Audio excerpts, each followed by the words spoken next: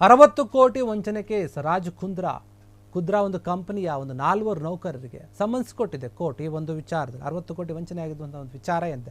ನಟಿ ಶಿಲ್ಪಾ ಶೆಟ್ಟಿ ಪತಿ ರಾಜ್ ಕುಂದ್ರಾ ಏನಿದ್ದಾರೆ, ರಾಜ್ ಕುಂದ್ರಾ ಅವರ ಒಂದು ವಿಚಾರದಲ್ಲಿ ಕಂಪನಿಯ 4 ನೌಕರರಿಗೆ ಸಮನ್ಸ್ ಕೊಡಲಾಗಿದೆ.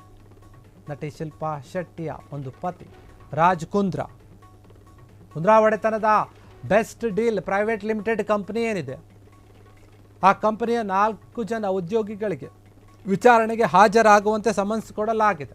ಮುಂಬೈ ಪೊಲೀಸರ ಆರ್ಥಿಕ ಅಪರಾಧಗಳ ವಿಭಾಗದಿಂದ ಸಮನ್ಸ್ ಜಾರಿಯಾಗಿರುವಂಥದ್ದು. ಉದ್ಯಮಿ ದೀಪಕ್ ರಾಠೋರಿ ಅವರಿಗೆ 60 ಕೋಟಿ ರೂಪಾಯಿ ವಂಚನೆ ಮಾಡಿದಂಥ ಒಂದು ಆರೋಪ ಕೇಳಿ ಬಂದಿತ್ತು. ಸಾಲ ಮತ್ತು ಹೂಡಿಕೆ ಒಪ್ಪಂದದಲ್ಲಿ ಈ ಒಂದು ವಂಚನೆ ಆಗಿದೆ ಅಂತ ಹೇಳಲಾಗ್ತಾ ಇದೆ. ಈ ಪ್ರಕರಣ ನಡೆಯುವಾಗ ಈ 4 ನೌಕರರು ಕೂಡ ಇದ್ದರು ಎನ್ನುವಂತಹ ಒಂದು ವಿಚಾರ. ರಾಜ್ ಕುಂದ್ರಾ ಅವರ ಒಂದು ಕಂಪನಿಯಲ್ಲಿ ಉನ್ನತ ಹುದ್ದೆಯಲ್ಲಿದ್ದರೆ ಒಂದು 4 ಜನ, ಅದಕ್ಕಾಗಿ ಅವರಿಗೂ ಕೂಡ ಸಮನ್ಸ್ ಕೊಡಲಾಗಿದೆ ಅಂತ ಹೇಳಲಾಗ್ತಾ ಇದೆ. ಸುಮಾರು 60 ಕೋಟಿ ರೂಪಾಯಿಯ ಒಂದು ವಂಚನೆಯ ಕೇಸ್ಗೆ ಸಂಬಂಧಪಟ್ಟಂತೆ ಶಿಲ್ಪಾ ಶೆಟ್ಟಿ ಅವರ ಒಂದು ಪತಿ ಒಂದು ಕಂಪನಿಯ ಒಡೆತನ ಏನಿದೆ, ಅವರ ಒಡೆತನದ ಒಂದು ಕಂಪನಿ ಯಾವುದು ಬೆಸ್ಟ್ ಡೀಲ್ ಪ್ರೈವೇಟ್ ಲಿಮಿಟೆಡ್ ಏನಿದೆ, ಅದರಲ್ಲಿ ಕೆಲಸ ಮಾಡ್ತಿದ್ದಂತಹ 4 ಜನ ಕೆಲಸಗಾರರಿಗೆ ಸಮನ್ಸ್ ಕೊಟ್ಟಿದೆ, ನೀವು ಹಾಜರಾಗ್ರಿ ವಿಚಾರಣೆಗೆ ಅಂತ. ಮುಂಬೈ ಪೊಲೀಸರ ಆರ್ಥಿಕ ಅಪರಾಧಗಳ ವಿಭಾಗದಿಂದ ಸಮನ್ಸ್ ಜಾರಿಯಾಗಿದೆ.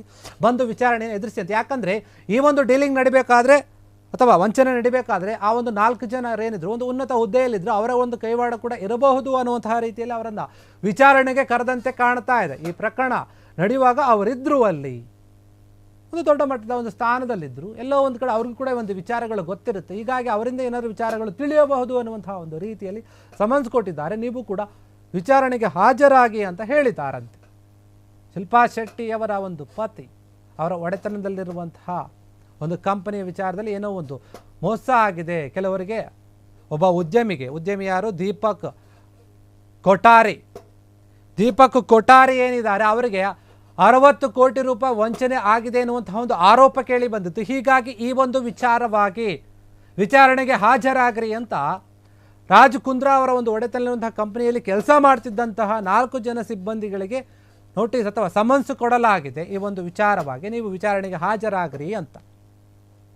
ಈ ಒಂದು ಪ್ರಕರಣ ದೊಡ್ಡ ಮಟ್ಟದಲ್ಲಿ ಚರ್ಚೆ ಆಗಿತ್ತು ಯಾವಾಗ ಬೆಳಕಿಗೆ ಬಂದಾಗ. ಈಗ ಅವರ ಕಂಪನಿಯಲ್ಲಿ ಯಾರು ಕೆಲಸ ಮಾಡ್ತಾಯಿದ್ರು, ಉನ್ನತ ಒಂದು ಹುದ್ದೆಯಲ್ಲಿ ಯಾರಿದ್ರು, ಆ ಒಂದು 4 ಜನ ಸಿಬ್ಬಂದಿಗಳಿಗೆ ಸಮನ್ಸ್ ಕೊಡಲಾಗಿದೆ. ಬಂದು ವಿಚಾರಣೆಗೆ ಹಾಜರಾಗಿ ಆ ಒಂದು ವಂಚನೆ ಪ್ರಕರಣಕ್ಕೆ ಸಂಬಂಧಪಟ್ಟ ಅಥವಾ ಆರೋಪಕ್ಕೆ ಸಂಬಂಧಪಟ್ಟಂತೆ ನಿಮ್ಮ ಹತ್ರ ಏನು ಮಾಹಿತಿ ಅಥವಾ ಏನು ಗೊತ್ತಿದೆ ಅನ್ನುವಂಥ ವಿಚಾರಗಳನ್ನು ತಿಳಿಸಬೇಕು ಅನ್ನುವಂಥ ರೀತಿಯಲ್ಲಿ ನೀವು ಬಂದು ವಿಚಾರಣೆಗೆ ಹಾಜರಾಗಿ ಅಂತ ಹೇಳ್ತಾ ಇದ್ದಾರೆ. ಬೆಸ್ಟ್ ಡೀಲ್ ಪ್ರೈವೇಟ್ ಲಿಮಿಟೆಡ್ ಎನ್ನುವಂಥ ಒಂದು ಕಂಪನಿ ಇತ್ತು, ಅದು ರಾಜ್ ಕುಂದ್ರಾ ಅವರ ಒಂದು ಒಡೆತನದಲ್ಲಿ ನಡೆಯುವಂತಹ ಒಂದು ಕಂಪನಿ.